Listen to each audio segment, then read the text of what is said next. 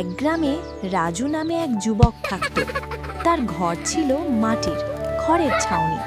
স্ত্রী আর দুটি সন্তান নিয়ে তার জীবন ছিল সাধারণ, কিন্তু যা আছে তাতেই সে সুখী ছিল।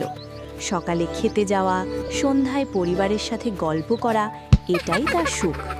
একদিন রাজু দেখল তার প্রতিবেশী এক ধনী লোকের বড় বাড়ি, গাড়ি, চাকর বাকর।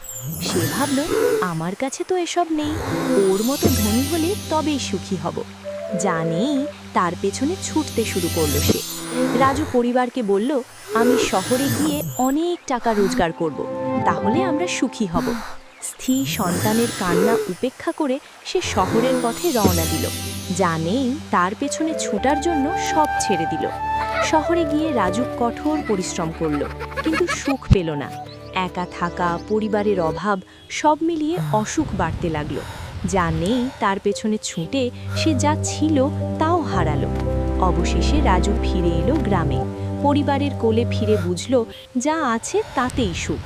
যা নেই তার পেছনে ছুটলে শুধু অসুখ আসে। সে আবার সুখী হলো তার সাধারণ জীবনে।